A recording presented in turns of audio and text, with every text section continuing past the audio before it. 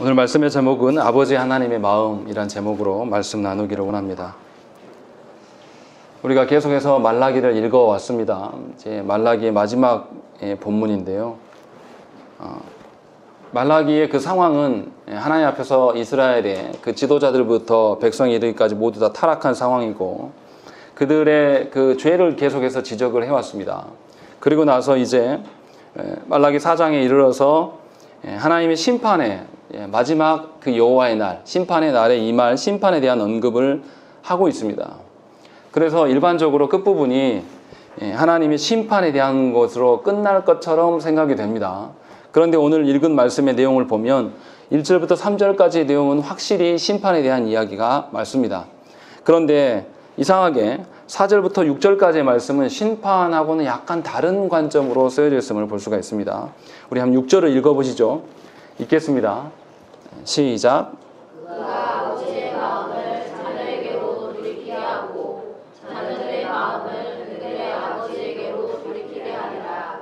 돌이키지 아니하면 두렵건대 내가 와서 저주로 그 땅을 칠까 하노라 하시니라. 예, 하나님께서 뭐라고 말씀을 하시냐면 마지막 날에 이르기 전에 아버지께 돌이키지 아니하면 저주를 이제 베풀 수밖에 없다. 그 땅을 저주로 말미암아 심판할 수밖에 없는데 이 일을 하게 될까봐 하나님께서 두렵다라고 이야기를 하고 계신다라는 것이죠. 원래 우리가 아는 언약의 순종과 불순종의 개념이라고 하면 불순종한 자들에 대해서 심판하심이 마땅한데 분명히 하나님께서는 마지막 말씀으로 심판의 메시지로 종교를 하는 것이 아니라 무언가 결이 다른 메시지를 지금 이야기를 하고 있음을 우리가 알 수 있다는 것이죠.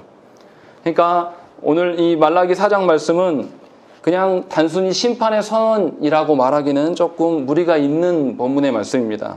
그렇다면 말라기서 마지막 이 구약을 종결하는 이 마지막 장에서 하나님께서 우리들에게 하고자 하시는 말씀이 무엇일까요? 사실 이제 이 부분을 오늘 우리가 바르게 이해를 해야 될 것입니다. 먼저 그러면 1절부터 3절에 있는 심판의 메시지를 먼저 생각을 해봐야 됩니다. 먼저 1절 말씀 우리 한번 읽어보시죠. 읽겠습니다. 시작. 만군의 여호와가 이르노라. 보라, 용광로 불같은 날이 이르리니 교만한 자와 악을 행하는 자는 다 지푸라기 같을 것이라. 그 이르는 날에 그들을 살라. 그 뿌리와 가지를 남기지 아니할 것이로되. 예, 지금 1절에서는 교만한 자, 악한 자에 대한 심판을 이야기를 하고 있습니다. 무슨 말씀이냐면 앞에서 계속 언급해왔던 이스라엘의 그 타락한 자들의 모습에 대해서 계속 기록을 해왔고 그것에 대해서 경고한 것에 대해서 분명히 1절에서 교만하고 악한 자들이 마지막 날에 용광로에 떨어질 지푸라기와 같다. 그래서 그들이 전부 태워져 없어질 것들을 말하고 있습니다.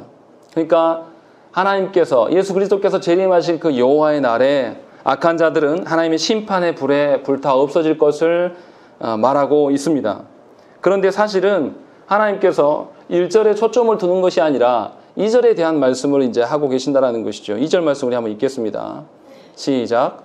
내 이름을 경외하는 너희에게는 공의로운 해가 떠올라서 치료하는 광선을 비추리니 너희가 나가서 외양간에서 나온 소나기 같이 이르리라. 예, 2절에서는 이제 여호와의 이름을 경외하는 자들에 대한 이야기를 하고 있습니다.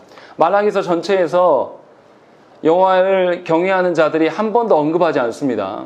1장에서부터 타락한 자들에게 하나님께서 너희가 이러한 일들을 행하지 않았냐라고 할 때마다 교만하고 악한 자들이 계속 하나님에 대해서 항의하고 그 반대하는 발언들을 계속 이야기해왔습니다. 그런데 여태껏 침묵하였던 자들이 3장 말미에서 3장 16절, 17절, 18절에서 여호와의 경외하는 자들의 발언들이 잠깐 등장하고 드디어 4장 말미에서 4장에 들어와서 여호와의 날에 그렇게 침묵했던 자들에 대해서 하나님께서 무엇인가를 말씀하고 계신다라는 것이죠. 그리고 그들에게 하나님께서 공의로운 해를 비추실 것이고 그로 말미암아 그들 안에 치료하는 광선을 비추겠다라고 이야기를 하신다라는 것이죠. 근데 이제 여기서 우리가 본문을 잘 봐야 될 게 히브리어 원어 성경에서는 치료하는 광선이라고 기록되어 있지 않습니다. 번역하는 과정 중에서 치료하는 광선 이렇게 번역을 해놓고 보니까 한국 교회 안에 이 이제 신비한 어떤 은사 사역을 하시는 분들이 이 구절을 굉장히 많이 사용합니다. 그래서 이 광선을 받아서 병이 낫는 것처럼 이 문구로 활용하는 것이 4장 2절의 말씀이에요.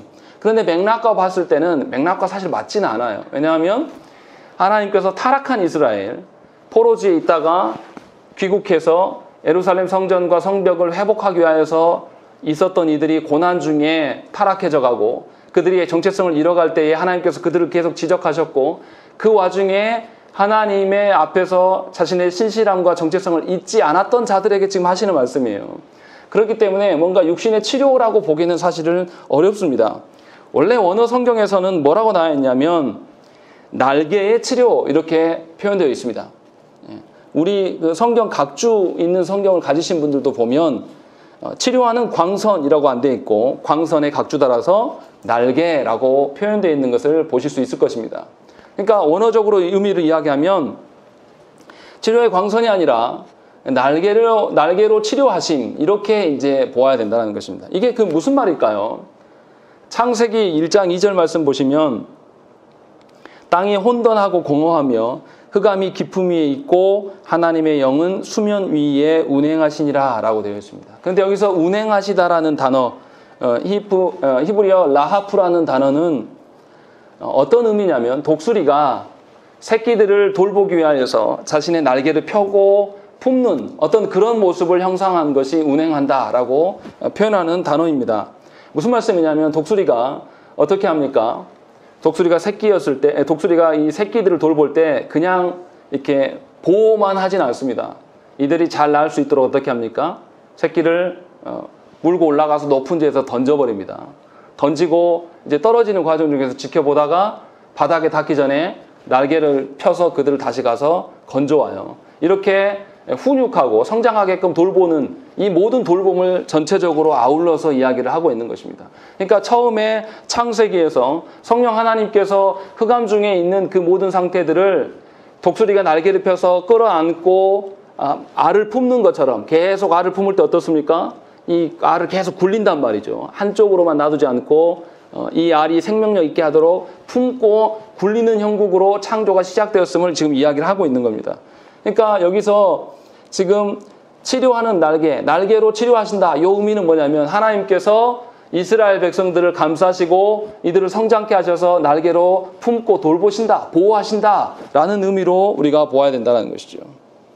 그러니까 하나님께서 지금 타락해버린 이스라엘, 그러나 타락했으나 하나님의 그 언약 가운데 붙들어 살아왔던 그 경외하는 자들을 마지막 날까지 돌보시고 품고 계신다. 그래야 해서 그날에 하나님의 공의로운 해를 보게 될 것이다 라는 것을 지금 이야기를 하고 계신다는 것이죠. 그래서 이어지는 말씀에서 뭐가 나오냐면 너희가 나가서 외양간에서 나온 송아지같이 뛰리라 라고 되어 있습니다.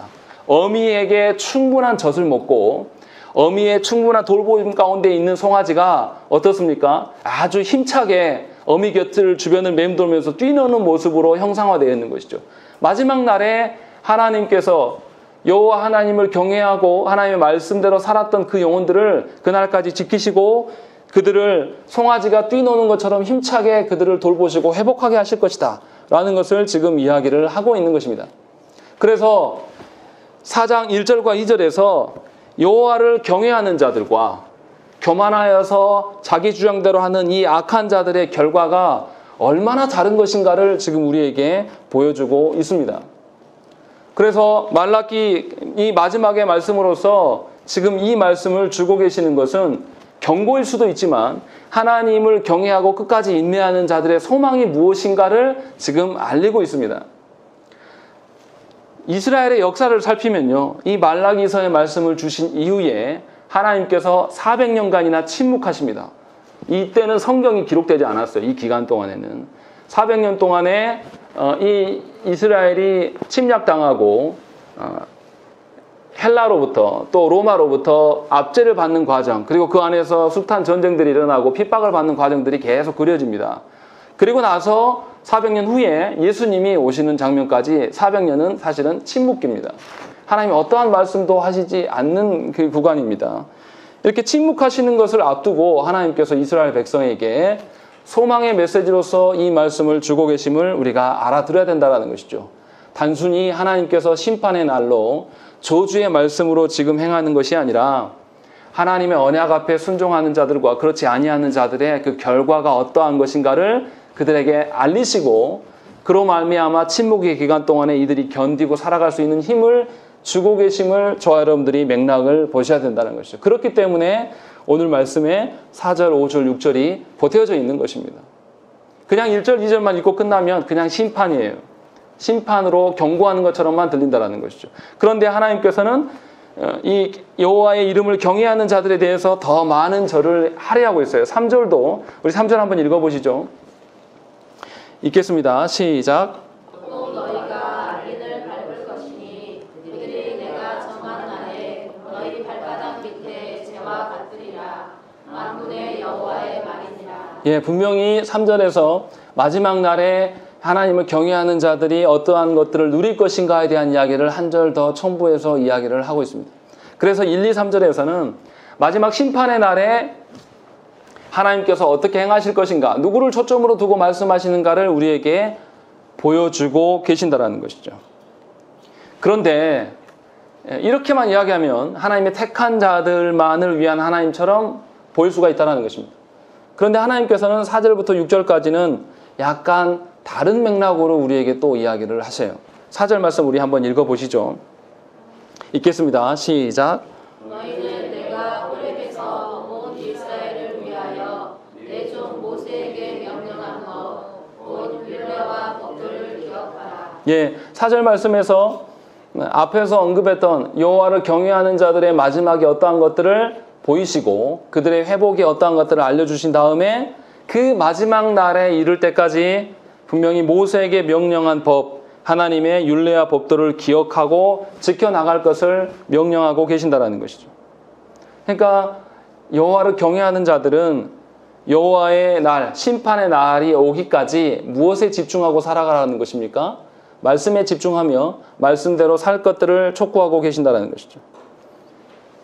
그리고 나서 이제 5절 말씀 보시면 5절에 무슨 말씀이 나오냐면 보라, 여호와의 크고 두려운 날이 이르기 전에 내가 선지자 엘리야를 너희에게 보내리니 라고 되어 있습니다. 하나님께서 그냥 말씀에만 집중해라 라고 끝나시는 것이 아니라 분명히 두려운 날이 이르기 전에 선지자 엘리야를 보낼 것이다 라고 말씀하신다는 것입니다. 그러니까 4절에서 이야기한 대로 여호와를 경외하는 자들은 말씀에 집중하며 살아갈 거예요. 그런데 하나님께서 여호와의 날에 이르기 전에 엘리야를 보내신다는 것은 누구를 위해서 보내신다는 것일까요? 여호와를 경외하는 자들을 위한 것일까요? 아니면 여호와를 경외하지 않고 사는 자들을 위한 것일까요? 이게 이제 우리가 풀어야 될 오늘 말씀의 숙제입니다. 4절에서 분명히 여호와를 경외하기는 자들에게 말씀에 집중하고 말씀을 기억하려 살 것들을 이야기를 한 다음에 5절에 가서는 그 날이 이르기 전에 갑자기 마지막 날에 여호와를 경외하는 자를 중심으로 이야기를 하셨던 것 같은데 5절에 와서는 여호와의 크고 두려운 그 심판의 날에 이르기 전에 하나님께서 엘리야를 보내신다고 말씀하신다라는 것입니다. 그러면 뭔가 마지막 날에 초점이 있는 것이 아니라 마지막 날을 앞두고 있는 그런 자들을 향해서 무엇인가를 말씀하고 계심을 우리가 일단 알아야 된다는 것입니다. 그리고 중요한 것은 오늘 말씀에서 모세와 엘리야가 동시에 등장하고 있다는 점입니다. 분명히 모세를 통하여서 여호와의 날에 임하기 전까지 하나님의 말씀대로 살 것을, 말씀을 집중하며 지켜 살 것들을 명령하시고 또 그것도 부족하여서 여호와의 날에 이르기 전에 선지자 엘리야를 보내신다라고 말씀한다는 것입니다.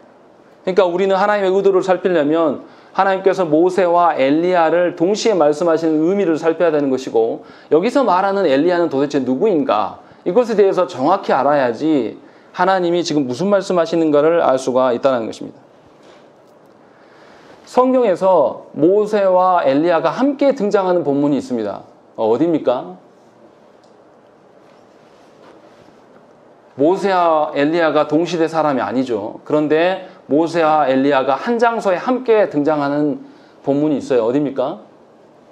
예수님께서 변화산에 오르셔서 변화된 그 사건에 보면 모세와 엘리야가 함께 등장을 합니다. 그리고 이 등장한 것에 대해서 제자들이 깨달은 바가 있어요. 그걸 한번 보시죠. 마태복음 17장 말씀 한번 찾아보시겠습니다. 마태복음 17장 10절부터 13절까지 말씀 우리 교독하겠습니다. 마태복음 17장 10절부터 13절까지 말씀. 제가 먼저 10절 봅니다. 제자들이 물어 이르되 그러면 어찌하여 서기관들이 엘리야가 먼저 와야 하리라 하나이까? 예수께서 대답하여 이르시되 엘리야가 과연 먼저 와서 모든 일을 회복하리라. 내가 너희에게 말하노니 엘리야가 이미 왔으되 사람들이 알지 못하고 임의로 대우하였도다. 인자도 이와 같이 그들에게 고난을 받으리라 하시니 그제서야 제자들이 예수께서 말씀하신 것이 세례 요한인 줄을 깨달으니라. 아멘. 지금 변화산의 그 경험을 하고 난 다음에 제자들이 내려와서 예수님께 묻고 있는 장면입니다. 물으면서 엘리야는 후대에 오게 될 것이고 그 온자가 누구냐라고 했을 때 예수님께서 이미 왔다라고 이야기하시면서 말하시고 나서 그들이 13절에 그제서야 이 엘리야가 세례 요한인 줄을 그들이 알았다라고 이야기를 하고 있는 것입니다. 또 누가복음 1장 17절에도 비슷한 말씀이 있습니다. 그가 또 엘리야의 심령과 능력으로 주 앞에 먼저 와서 아버지의 마음을 자식에게 거스르는 자를 의인의 슬기에 돌아오게 하고 주를 위하여 세운 백성을 준비하리라 라고 기록하고 있습니다. 이 말씀도 굉장히 중요합니다. 다시 우리 본문으로 돌아와 보시면요. 말라기 4장 6절 말씀 다시 돌아와서 보시면 4장 6절 말씀이 뭐가 되어 있냐면 그가 아버지의 마음을 자녀에게로 돌이키게 하고 자녀들의 마음을 그들의 아버지에게로 돌이키게 하리라 라고 되어 있습니다. 그런데 누가복음 1장 17절에 세례 요한에 대해서 언급을 하는데 그가 또 엘리야의 심령과 능력으로 주 앞에 먼저 와서 아버지의 마음을 자식에게 거스르는 자를 의인의 슬기에 돌아오게 한다. 이렇게 기록되어 있다는 것이죠. 그러니까 지금 말라기서에 나타난 엘리야는 누구를 가리키는 것입니까? 명확하게 성경에서 세례 요한을 이야기하고 있는 것을 우리가 분명히 알 수 있다는 것이고 또 하나는 말라기서 마지막 말씀에서 이 엘리야가 와서 할 일이 아버지의 마음을 자녀에게로 자녀의 마음을 아버지에게 돌리게 하는 일을 하겠다라고 했는데 그것을 누가복음에서 받아서 세례 요한이 아버지의 마음을 자식에게 거스르는 자를 의인의 슬기에 돌아오게 하겠다라고 이야기를 하고 있는 것입니다. 그러니까 같은 맥락의 말씀인 것이죠. 그러니까 말라기서에 말하는 그 엘리야가 바로 세례 요한인데 세례 요한이 와서 하는 일은 아버지의 마음을 자식에게 바꾸는 거 이거는 뭐 동일해요. 그런데 다른 점은 뭐냐면 거스르는 자를 의인의 슬기에 돌아오게 하고 있다. 이것이 이제 세례 요한의 사명임을 우리가 알 수 있다는 것입니다. 그러니까 엘리야가 상징하는 자는 세례 요한이고 세례 요한의 사명은 아버지의 마음을 자식에게 돌리는 것이죠. 그렇다면 본문의 아버지가 누구냐? 이것이 더 중요한 것입니다. 분명히 이스라엘의 육적인 부모 자식 간의 이야기를 하는 것은 아님을 우리가 알 수 있습니다. 왜냐하면 누가복음에서 말라기처럼 똑같이 이야기하지 않고 뒷부분이 다르죠. 거스르는 자를 의인의 슬기에 돌아오게 한다라고 이야기하고 있기 때문에 육적인 부모 관계의 화해나 돌이킴을 이야기하고 있는 것이 분명히 아니에요. 분명하게 이스라엘 조상들이 아버지로서 이미 말씀을 받았어요. 그런데 그 후손들이 그 말씀 받은 대로 살았습니까? 살지 않은 것이죠. 그 말씀을 거스르고 하나님의 의를 파괴하는 방향으로 살아왔다는 것입니다. 그래서 세례 요한이 그들을 향해서 회개하라, 천국이 가까이 왔다라고 말씀했다는 것입니다. 정리하면 이런 것입니다. 하나님께서 이스라엘의 선조들에게, 아버지들에게 하나님의 말씀을 주셨어요. 그런데 이들이 말씀대로 살지 않았고 자녀들에게 말씀으로 돌아올 것들을 요청하지 않았다는 것이죠. 그러자 하나님께서 멸망의 날이 이르기 전에 엘리야, 세례 요한을 보내셔서 누구를 돌아오게 한다라고 하는 것입니까? 의인을 돌아오게 하시겠다는 것인가요? 아니면 거스르는 자를 돌아오게 하셨다는 거예요. 거스르는 자, 죄인들을 돌아오게 하시겠다고 지금 이야기를 하고 있는 것입니다. 정리하면 아주 간단한 거예요. 하나님께서 과거 모세를 통해서 이스라엘의 조상들에게 말씀을 주셨고 그 말씀 안에 이스라엘 백성이 머물기를 하나님은 명령하셨습니다. 그래서 그들은 하나님의 말씀 안에 살았어야 돼요. 하나님의 심판을 면하려면 하나님의 율례와 법도대로 살았어야 했습니다. 그런데 그들이 그렇게 살지 않았다는 것이죠. 그러면 하나님의 말씀대로 그들을 어떻게 해야 됩니까? 심판하셔야 돼요.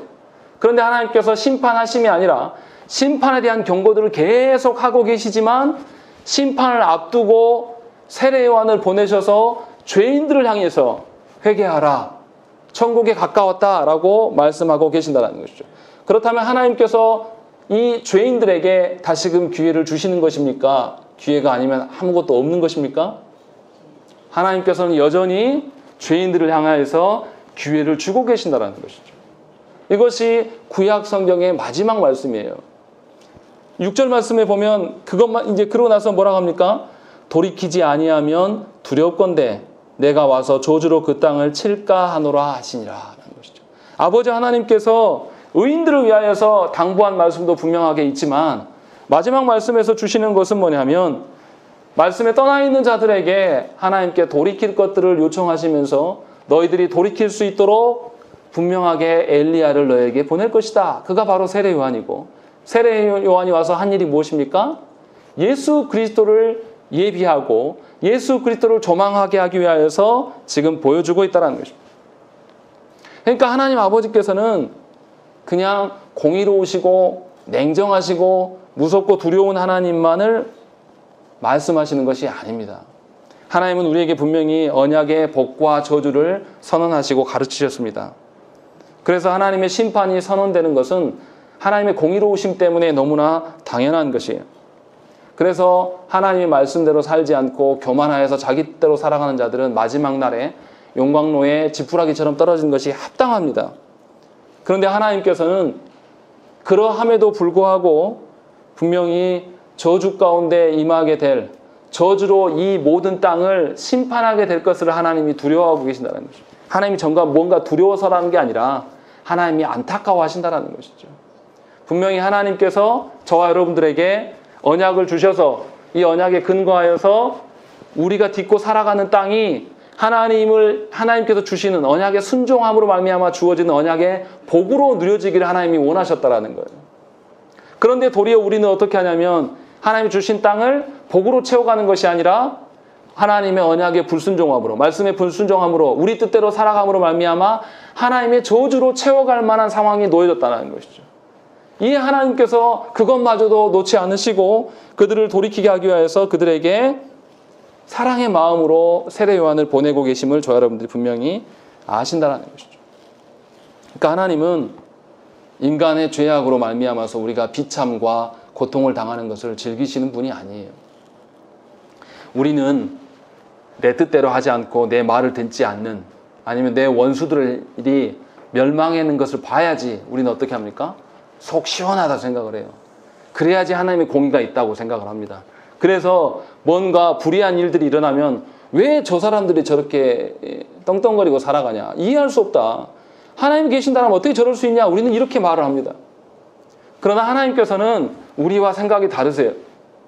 하나님께서는 분명하게 자기 죄로 말미암아 죽을 자들에게도 여전히 아파하시면서 그들이 돌아오기를 하나님이 원하신다는 것이죠. 에스겔서 33장 11절 말씀 보시면 너는 그들에게 말하라 주 여호와의 말씀이라 나의 삶을 두고 맹세하노니 나는 악인이 죽는 것을 기뻐하지 아니하고 악인이 그의 길에서 돌이켜 떠나 사는 것을 기뻐하노라. 이스라엘 족속아 돌이키고 돌이키라 너희 악한 길에서 떠나라 어찌 죽고자 하느냐 하셨다 하라. 이렇게 말씀하신다는 것입니다. 아버지 하나님께서는 우리 스스로 우리가 보면서 우리 자신을 의롭고 괜찮은 인간으로 여기면서 우리가 하나님 없이도 살 수 있다라고 말할지 모르지만 그런 우리들을 향해서 여전히 우리의 죽음과 우리의 심판받은 것에 대해서 염려하시고 걱정하시고 그것을 안타까워 여기신다는 말인 거죠. 그러니까 하나님은 공의로우신 분이면서도 동시에 사랑과 긍휼이 굉장히 많으신 분이에요. 그래서 당신의 선지자들을 보내셔서 우리에게 마지막 날을 예배하라고, 준비하라고 말씀하고 계신다는 것이죠. 그것이 하나님의 말씀으로 돌아오는 것이 하나님의 마지막 심판의 그 징벌들을 면할 수 있는 유일한 방법이기 때문에 하나님께서는 역사 가운데 늘 그 방식을 우리에게 주셨다라는 것이죠. 그렇기 때문에 저와 여러분들이 신앙생활을 해나갈 때에 내 경험이나 내 판단력에 근거한 것이 아니라 하나님이 주신 말씀에 근거하여서 우리가 살아가는 것입니다. 하나님의 말씀을 부여잡고 살아갈 수가 있는 것이죠. 이런 관점으로 이제 예수 그리스도를 우리가 한번 다시 조명해서 보아야 됩니다. 하나님의 이 마음을 이스라엘이 전혀 이해할 수 없었습니다. 그런데 하나님의 마음을 조금이라도 아는 자라면 예수 그리스도께서 이 땅에 오심의 의미를 좀 더 정확히 알 수가 있는 것입니다. 의인을 위하여서 예수님이 오심이 아니라 세례 요한을 이 땅에 보내신 것처럼 예수 그리스도께서는 분명히 죄인들을 위하여서 이 땅에 오셨음을 분명히 저와 여러분들이 아셔야 된다는 것이죠. 분명히 구약에서 마지막 말씀으로 모세와 엘리야를 주셔서 죄인들을 다시금 마지막 심판의 날에 이르기 전에 돌이키게 하겠다라는 이 말씀을 세례 요한을 통해서 보여주시고 예수 그리스도로 말미암아 입증해 주시는 것이 우리에게 보여주시는 말씀이에요. 그래서 예수님께서 동일한 말씀 하셨지 않습니까? 세례 요한하고 동일한 말씀. 회개하라, 천국이 가까이 왔다라고 동일한 말씀으로 우리에게 권면하고 계심을 저와 여러분들이 아셔야 된다는 것이죠. 그러니까 아버지 하나님의 마음은 의인들에게도 있지만 아직 죄인된 자들에게 하나님께서 긍휼히 여기시고 그 일들을 위하여서 당신의 하나밖에 없는 아드님을 내어주고 계신다는 것이죠. 그냥 불쑥 생각나서 당신의 아드님을 내어주심이 아니라 이미 태초 때부터 그렇게 하시기로 작정하셨고 그 하심에 대해서 계속해서 구약의 말씀을 통해서 계속 선언해 주셨다는 거예요. 그래서 구약의 중심 인물이 누구냐면 바로 예수 그리스도시에요. 그리고 마지막에 말라기서 마지막 말씀도 죄인들을 향하여서 세례 요한이 오셔서 오게 하고 세례 요한이 예수 그리스도를 조명하게 될 것이다 라는 말씀을 저와 여러분들에게 주셨고 드디어 그 말씀이 예수 그리스도 안에서 지금 실현되고 있는 것입니다. 그러니까 아버지 하나님께서 예수 그리스도를 우리에게 보내주심은 우리가 상상하는 것 이상이에요. 하나님 언약을 주셨고 그 언약에 대해서 이스라엘이 몇 번이고 실패하고 거부하고 하나님을 반역하고 하나님에 대해서 원망하고 그 원망하는 그 원인들이 다 어떤 거냐면 그냥 일상에 먹고 사는 문제들이에요. 세상의 가치를 따라서 사는 것 때문에 하나님의 말씀을 뒷전으로 팽개쳐주고 자신의 처지와 형편들에서 신앙생활을 한단 말이에요. 그냥 자기가 쉽게 예배할 수 있으면 예배하고 좀 예배하기 불편하면 가볍게 제끼는 던져버리는 우리의 그런 신앙 양태들에 똑같이 닮아있다는 거죠. 그런데에도 불구하고 하나님께서는 그런 극악스러운 그 이스라엘을 향해서 당신의 하나님밖에 없는 아드님을 이미 내어주시기로 태초부터 약속을 하셨다는 거죠. 그리고 그것을 우리에게 말씀으로 계속 주셨고 그런 의미로 말미암아서 우리 가운데 드디어 오셨다는 것이죠. 이것을 잘 드러내는 말씀이 요한복음 3장 16절의 말씀이에요. 우리가 잘 아는 말씀. 하나님이 세상을 이처럼 사랑하사 독생자를 주셨으니 이는 그를 믿는 자마다 멸망하지 않고 영생을 얻게 하려 하심이라. 아멘. 이 말씀을 우리에게 주고 있는 것입니다. 그러니까 예수님께서는 아버지 하나님 성부의 마음을 아주 잘 반영하고 계세요. 이 땅에 오셔서 어떻게 하십니까? 독단적으로 사역하지 않으세요. 분명히 아버지께서 말씀하신 바를 근거해서 말씀하시고 아버지께서 하라고 하시기 때문에 그것을 근거해서 행하십니다. 그래서 구약의 말씀을 이루시기 위하여서 십자가에서까지도 하나님의 말씀대로 실현하는 것을 끝까지 보여주시며 죽으심을 감당해 나가신다는 거죠. 예수께서도 성부 아버지 하나님의 마음을 반영하기 위해서 순종하는 모습을 우리한테 보이셨다라는 것이죠. 누구를 위하여서요? 잘 믿고 의인이고 그럴 만한 자들을 위하여서 그러하심이 아니라 우리처럼 끝까지 하나님을 향하여서 반항하고 타락하고 하나님에 대해서 불편해 여기고 하나님께 예배하는 것조차도 우리의 편리대로 행하는 우리들을 향해서 당신의 아드님을 우리에게 주셨다는 것이죠. 이것이 성부 하나님이 우리를 향하시는 사랑의 방편입니다. 그냥 그렇게 우리가 보기에 사랑할 만하면 사랑하고 우리가 보기에 그 대상자가 그럴 가치가 없으면 내버리는 이런 방식이 아니라 우리가 이 대상자가 어찌하든 간에 우리가 어찌하든 간에 하나님의 변함없는 계획들은 태초부터 지금까지 계속 동일한 방식으로 우리에게 내려줘 오고 있다는 것입니다. 그러니까 성부 아버지 하나님의 말씀을, 마음을 조금이라도 이해하는 자들은 예수 그리스도께서 이 땅에 오심에 대해서 우리가 더 크게 볼 수밖에 없는 것입니다. 하나님이 얼마나 우리를 사랑하시는가, 또 성부 아버지의 마음과 예수 그리스도의 어떠하심을 드러내기 위하여서 성령 하나님을 어디에 보내셨습니까? 우리 가운데 보내셔서 우리를 떠나가지 않게 하시고 우리 안에 내주하게 하신단 말이에요. 늘 우리 마음에 거주하면서 한 번도 떠나가지 않으시면서 우리의 타락한 지성과 우리의 타락한 어떤 정서, 또 우리의 그 박약한 의지, 이 모든 것들을 성령 하나님께서 불러일으키시고 새 의지를 주시고 새 지성을 주시고 새 마음을 여셔서 우리의 정서가 하나님께 반응할 수 있도록 돕고 계신다는 것입니다. 이것이 성부 아버지 하나님의 마음이고, 이것을 근거로 말미암아 여러분들이 신자로 살아갈 수가 있다는 것입니다. 그래서 아버지 하나님의 마음을 아는 자라면 우리가 어떻게 살 수 있겠습니까? 아버지께서 심판의 대상자까지도 사랑하시기 위해서 끝까지 예수심을 우리가 알기 때문에 우리가 어떻게 살겠습니까? 죄인들을 향하여서 대하는 우리의 태도가 달라질 수밖에 없어요. 현재적으로 악하고 현재적으로 도무지 이해할 수 없는 인간들도 아버지 하나님께서 그를 긍휼히 여기시기 때문에 우리 또한 그들을 긍휼히 여기고 그들을 품을 수 있는, 그들이 돌아올 수 있는 길을 우리가 열어놔야 된다는 것이죠. 그것이 아버지 하나님의 마음을 아는 자들의 합당한 태도라는 것입니다. 그러니까 말씀대로 살지 않는 자들에게 비난하고 원망하고 그들의 감정을 어떻게 하는 것보다 하나님의 마음에 하나님께서 하시는 방편대로 우리가 함께 서 있어야 돼요. 확장해서 이야기하면 이런 겁니다. 교회를 비판하고 교회를 탄압하는 그런 무리들까지도 우리가 하나님의 마음으로 기다려주고 그들이 복음 안에 들어올 수 있도록 길을 열어둘 수 있는 자가 되어야 된다는 것이죠. 그러면 저와 여러분들이 하나님의 그 마음을 실현하는 자가 될 것입니다. 그냥 그렇게 이기적으로 삼위 하나님께서 주시는 그 사랑만 받고 살아가는 자가 아니라 하나님의 말씀의 그 공의와 하나님의 우리를 향한 그 다함이 없는 그 긍휼하심을 아는 자라면 하나님께 감사를 올려드릴 수밖에 없습니다. 일단 나를 보고, 두 번째 나를 둘러싸고 있는 사람들을 보면서 아버지 하나님으로 마음으로 그들에게 여지를 남겨놓을 수가 있어요.